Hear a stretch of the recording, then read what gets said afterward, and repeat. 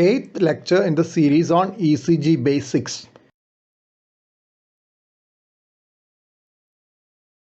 We will start off with ECG in cardiac pacing. ECG in patients with implanted pacemakers are difficult to interpret as QRS, ST and T-wave morphologies change in ventricular pacing. P-wave morphology changes if there is atrial or dual chamber pacing. ECG changes will depend on whether it is continuous or intermittent pacing. In some cases, paced rhythm may not be visible even though the patient has an implanted pacemaker. This happens when the indication for pacing was an intermittent condition, so that pacemaker gets inhibited when the spontaneous rhythm dominates. Digital processing of ECG signals may also mask the pacing artifacts, making their recognition difficult. This can be tided over by changing the filter setting so that low pass filter is set at 150 Hz. Basic rhythm in this ECG is a paced rhythm with pacing spikes or pacemaker artifacts seen immediately before each QRS complex. The QRS complexes have a left bundle branch block pattern with a superior axis indicating right ventricular apical pacing. An ectopic beat with right bundle branch block left anterior hemiblock morphology has occurred in between, causing the pacemaker to be inhibited transiently, indicating that it is a demand pacemaker working in VVI mode. In VVI mode, the chamber paced and sensed is the ventricle, and the response to a sense beat is inhibition of pacing. After the regular pacing cycle, the next spike occurs, but the QRS complex has a morphology intermediate between the spontaneous beat and the paced beat, with a slightly narrower QRS than the paced beat. This is a fusion beat between a paced beat and a spontaneous ectopic beat which has occurred just after the onset of the pacing spike. The ectopic beat could either have a left ventricular origin due to RBBB morphology or a supraventricular origin with aberrant conduction. This ECG shows a paced rhythm at around 60 per minute with pacing spikes preceding each QRS complex. At first look, it may seem that there is a P wave before each QRS with a reasonable PR interval suggesting atrial sensed ventricular pacing. But close scrutiny shows that PR interval is gradually varying. The atrial rate is also close to 60 per minute, making false appearance of an AV synchronous pacing in some beats. The QRS pattern mimics LBBB pattern with left axis deviation, as is usual with right ventricular pacing. If the lead tip slips and paces the right ventricular outflow region, it will give an LBBB pattern with inferior axis. If RBBB pattern occurs in the setting of temporary pacing, it may indicate lead tip perforating. The intraventricular septum and pacing the left ventricle endocardially, or the right ventricular free wall and pacing the left ventricular epicardium through the pericardial cavity.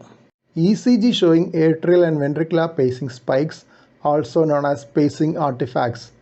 Atrial pacing spikes precede the ventricular pacing spike by the programmed AV interval. In this ECG, though the atrial pacing spikes are seen, atrial capture in the form of paced P waves are not visible. It is possible that there is atrial non-capture either due to high thresholds or an atrial lead displacement. Another possibility is that the paced P waves are isoelectric in the recorded leads. Regular ventricular capture is seen after each ventricular spike. The paced QRS complexes are wide and having left bundle branch block pattern with left axis deviation, suggesting a ventricular pacing site at right ventricular apex. Initial part of the ECG shows narrow QRS complexes at a rate of around 43 per minute. Dissociated P waves can be seen at a rate of around 75 per minute. T-wave inversion is noted in lead 1. After the initial two complexes, the ECG shows a wide QRS rhythm at around 70 per minute with a spike seen just before the QRS complexes. In some leads, the pacing spikes are quite small or even not visible. Pacing spike is well seen in most of the chest leads. Dissociated P waves are seen in the paced rhythm as well, as it is a ventricular pacing and not AV sequential pacing. Some of the P waves fall on the T wave and manifest as notching of the T waves, but can be identified by their timing. In one case, the P wave is at the apex of the T wave and makes the T wave peaked. Paced beats have a left bundle branch block pattern with negative QRS complexes in inferior leads, indicating pacing from the right ventricular apex. This pattern is seen as wide S or QS complexes in anterior leads and slurred R waves in lateral leads.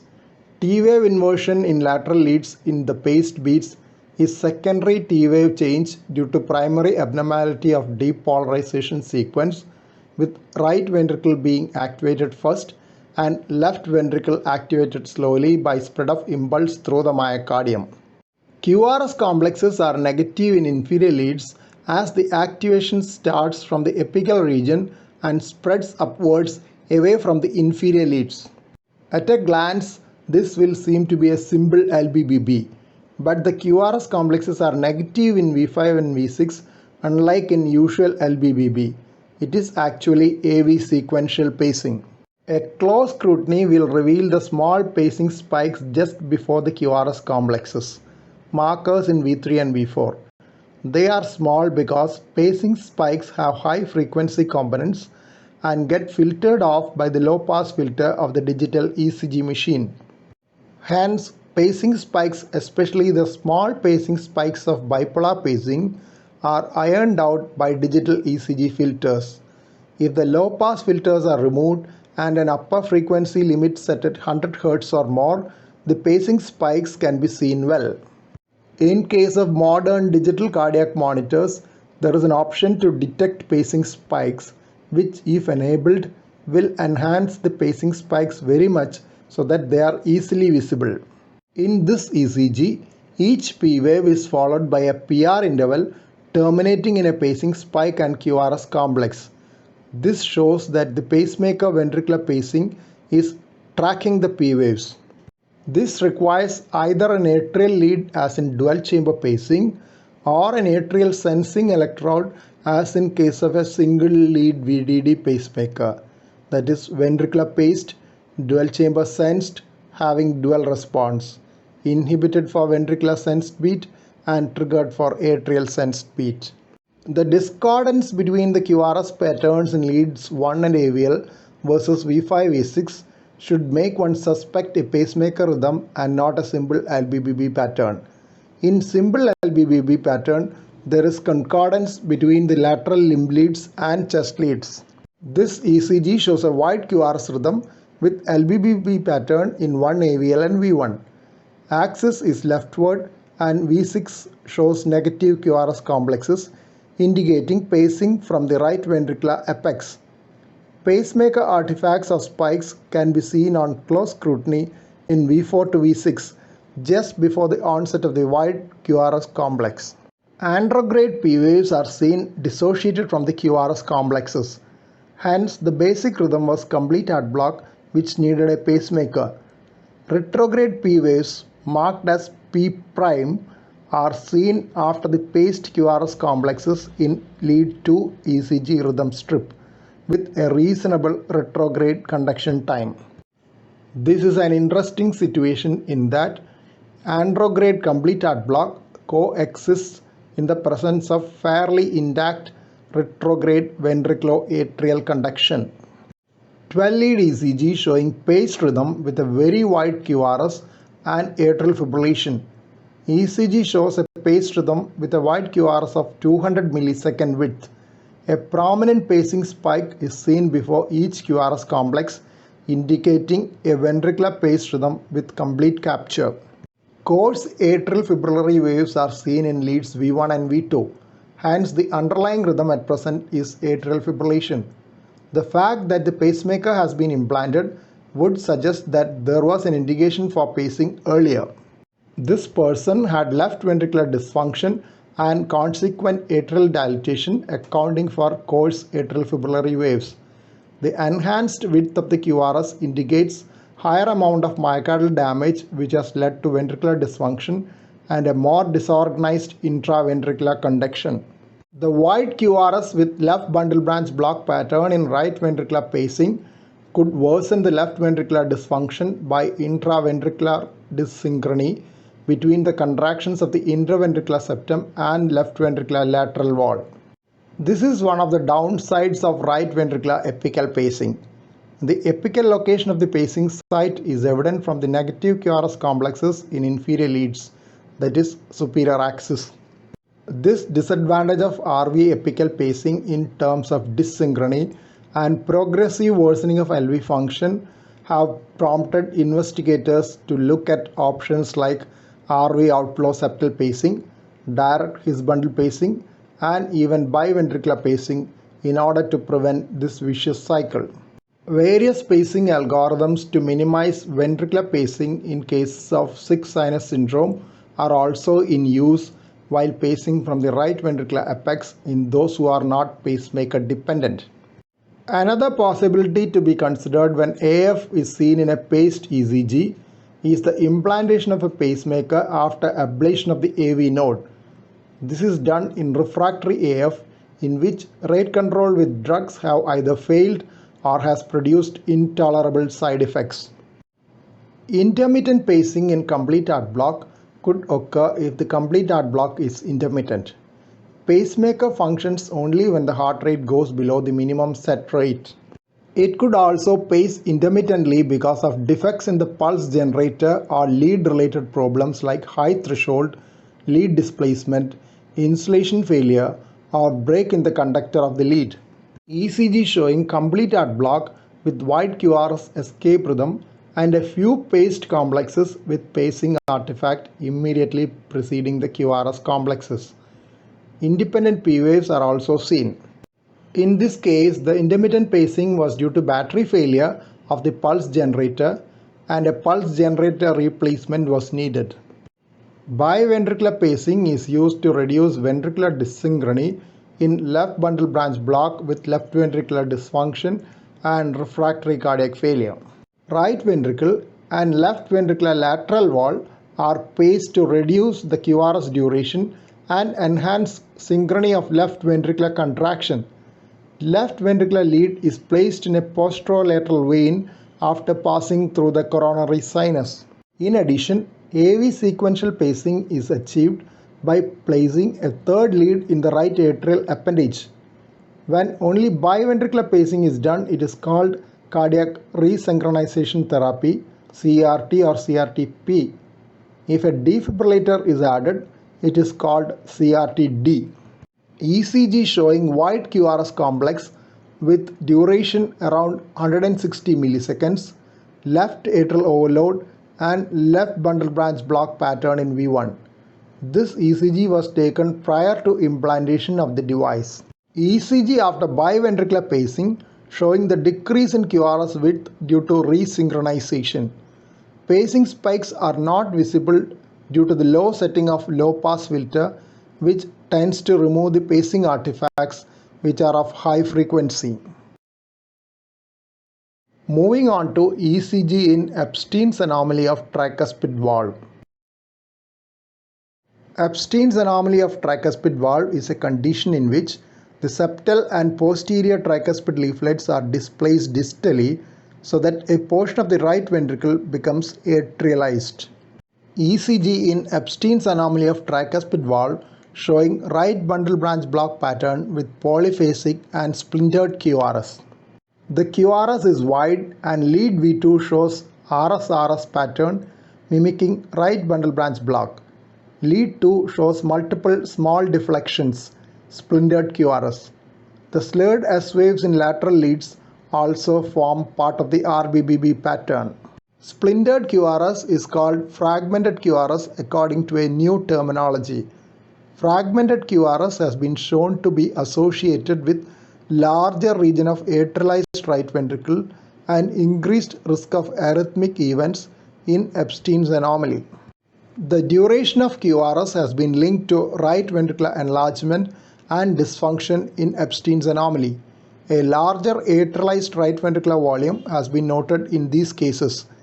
As a corollary, Those with near-normal ECG would have mild morphological abnormalities and a better clinical profile. Ebstein's anomaly may be associated with right-sided accessory pathway in ventricular pre-excitation, WPW syndrome, with or without atrioventricular re-entrant tachycardia.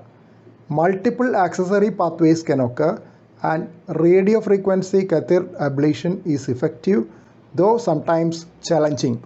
Tall P waves due to gross right atrial enlargement in Ebstein's anomaly have been called Himalayan P waves, though not seen in the ECG illustrated here. Moving on to Wolff-Parkinson-White WPW syndrome and other accessory pathway.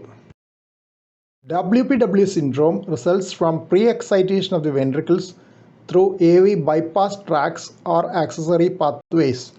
Accessory pathways are muscle bundles which connect the atria to the ventricles electrically across the mitral or tricuspid annuli or through the septum, crossing the atrioventricular insulation provided by the fibrous skeleton of the heart. Pre-excitation occurs because the impulses reach the ventricle, avoiding the physiological delay in the AV node. This produces shortening of the PR interval and an equal widening of the QRS complex with a slurred initial wave called as the delta wave. As a general rule, the delta wave points away from the site of insertion of the accessory pathway into the ventricle as the initial conduction proceeds away from that site. Hence, a positive delta in V1 indicates a left-sided accessory pathway and a negative delta in V1 indicates a right-sided accessory pathway. When the pathway inserts in posteroseptal region, almost all the precordial leads show positive delta waves and inferior leads show a negative delta and QRS complex, overall resembling an infraposterior infarction. When the pathway inserts in the lateral wall of the left ventricle, the negative delta wave in lateral leads resembles a lateral wall myocardial infarction. Varying QRS width in WPW syndrome due to varying degrees of pre-excitation is known as Concertina Effect in WPW syndrome. The more the pre-excitation, the shorter the PR interval and wider the QRS duration. Features suggestive of WPW syndrome in this ECG are short PR interval and delta waves. In lead 1, delta wave is almost isoelectric and pre-excitation can be missed. Delta waves and QRS complexes are negative in AVR and AVL, while it is positive in all other leads. Since there is left atrial enlargement in this ECG belonging to a nonagenarian, there is every chance of development of atrial fibrillation. Accessory pathway localization. Left lateral pathway, as there is negative delta in AVL and V1 to V6 are positive. Repeat ECG after 3 days showing disappearance of pre-excitation. No pre-excitation is seen in this repeat ECG, meaning that there is no conduction through the accessory pathway. Initial deflection in lead 1 and AVL are positive. R by S in V1 is less than 1. This ECG has a superficial resemblance to left bundle branch block with tall slurred QRS complexes in lateral leads. The QS complexes in inferior leads mimic inferior wall myocardial infarction. Actually, it is a non-infarction Q wave or pseudo-infarction pattern. The PR interval is short and is immediately followed by the slurred initial portion of the QRS in lateral leads, which is the positive delta wave. These features are suggestive of ventricular pre-excitation as in WPW syndrome. The delta wave is negative in inferior leads and V1. The tall QRS in lateral leads also mimic left ventricular hypertrophy. Mahaim fibers are a type of accessory pathways connecting the atria to the vesicular conduction system in the ventricles. Nodovesicular pathways have also been described. Mahaim fibers have decremental conduction properties like the AV node. No delta wave is usually seen in sinus rhythm with Mahaim fibers, though it is a form of pre-excitation. Mahaim fibers do not conduct retrogradely. So, Mahaim fiber tachycardia is always with wide QRS complexes, antidromic with LBBB pattern. The fibers are usually located around the tricuspid annulus. Typical Mahaim fiber tachycardia has a left bundle branch block morphology with left axis deviation and a late precordial RS transition. Now we will move on to Brugada syndrome, an important cardiac channelopathy. Brugada syndrome is a genetic disorder characterized by right bundle branch block pattern with ST segment elevation and T-wave inversion in right precordial leads. Life-threatening ventricular arrhythmias are the hallmark of Brugada syndrome. The disorder was described by Brugada brothers in 1992. First genetic abnormality detected was in sodium channel gene SCN5A. Later, several other genes have been implicated. Patients with Brugada syndrome may sometimes present with electrical storm. Drugs like quinidine and cilostazol have been useful in reducing the number of episodes of ventricular arrhythmia. Those with previous cardiac arrest, especially with a family history of sudden cardiac death, need to be protected by an implantable cardioverter defibrillator or ICD. Sometimes the classical Brugada pattern in the ECG may not be obvious and has to be brought out by flecainide challenge or challenged by other drugs. But challenge carries a risk of refractory ventricular fibrillation. Brugada syndrome ECG from one of our previous publications. In this ECG, there is Brugada-like pattern in anterior leads with a right bundle branch block pattern and an elevated ST segment. This is unlike the depressed ST segment in typical right bundle branch block. There is a leftward axis with RS complexes in leads 3 and AVF and a borderline PR interval of 200 milliseconds. Brugada-like ECGs have been described in various conditions with pathology in the region of right ventricular outflow tract like compression by a mass. Moving on to long and short QT syndromes. Long QT syndromes are a group of inherited arrhythmogenic disorders characterized by prolonged QT interval and life-threatening ventricular arrhythmias.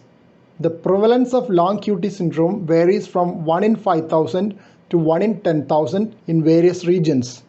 The initially described syndromes were an autosomal dominant Romanov-Watt syndrome and the autosomal recessive Jervell-Lange-Nielsen syndrome. Now it is known that both are two ends of a spectrum, with homozygous individuals having deafness due to defective endolymph secretion in the middle ear, which is mediated by potassium channels. Most common varieties of LQTS are LQT1, LQT2 and LQT3. LQT1 contributes about 50%, LQT2 about 35 to 40% and LQT3 about 10 to 15%. The other variants are quite rare, with only few families being described. A total of 16 genotypes, LQT1 to LQT16, have been described so far. ECG of a neonate with long QT syndrome.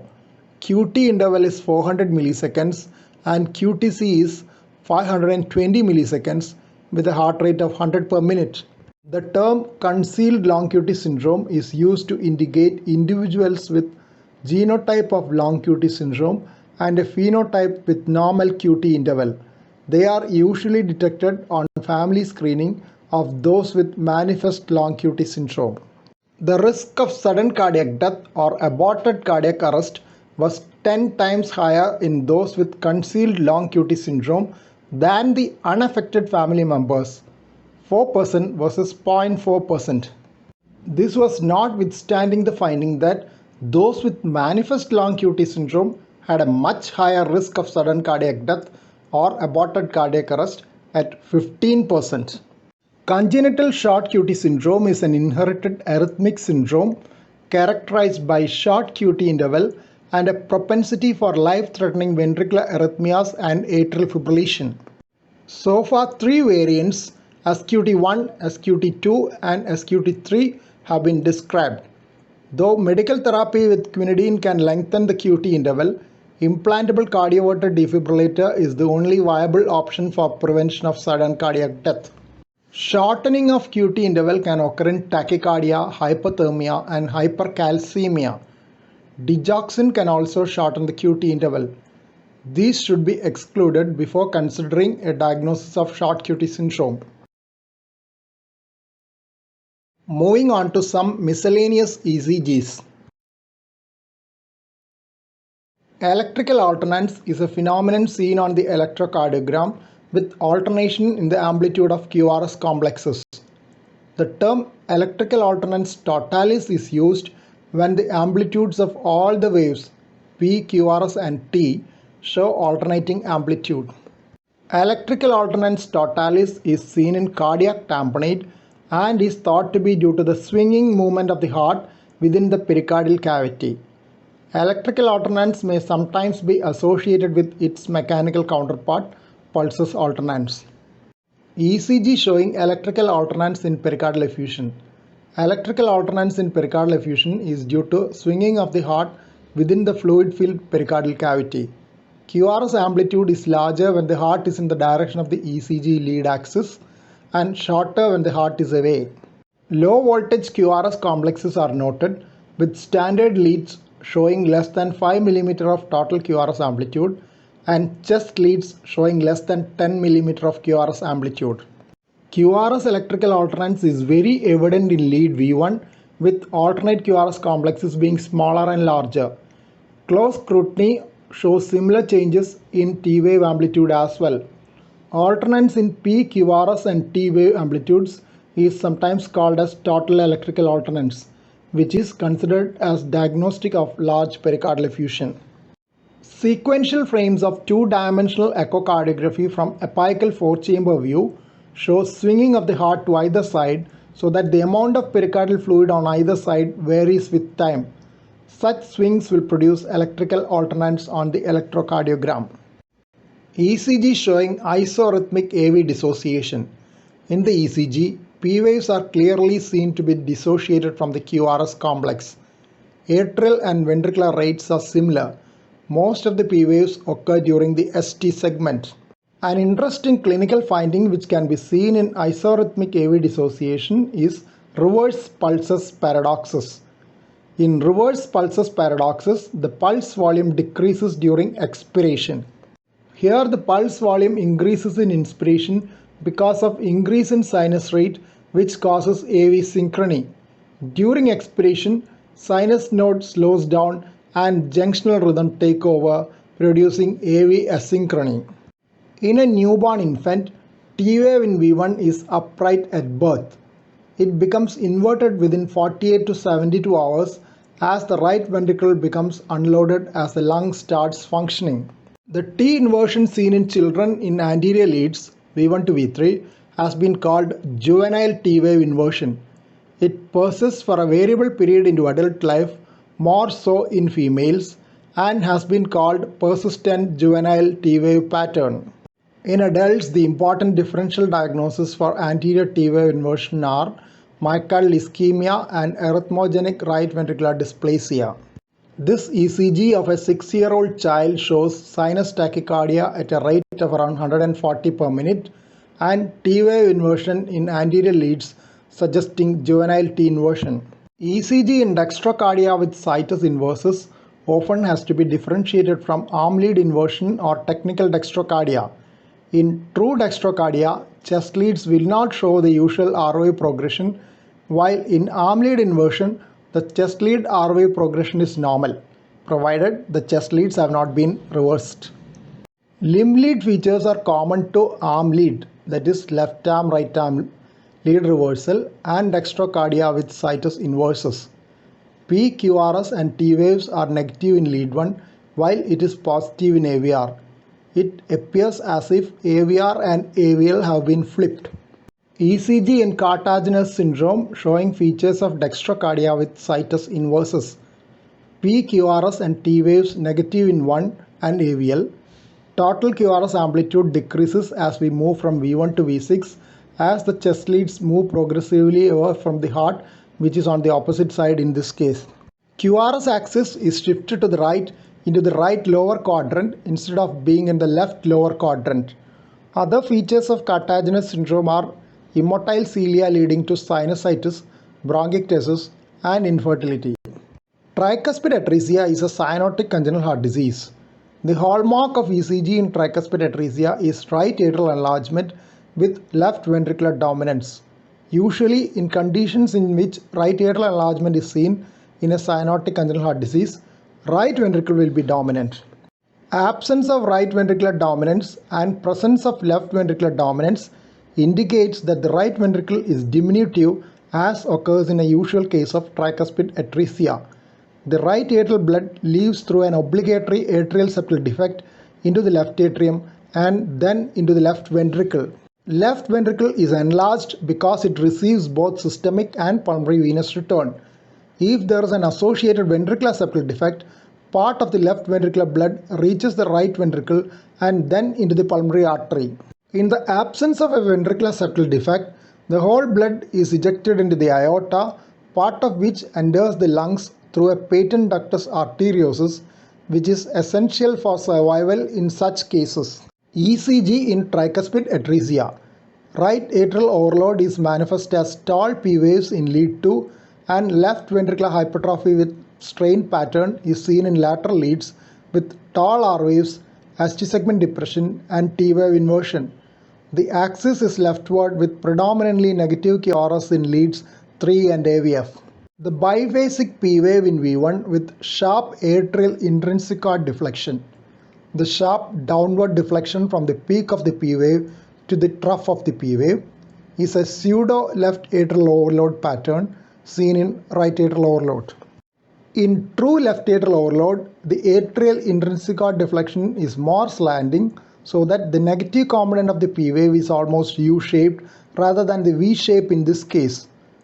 All these features together in a congenital cyanotic heart disease is characteristic of tricuspid atresia. This is the last lecture in the series on ECG Basics. A video combining the whole series will be uploaded later.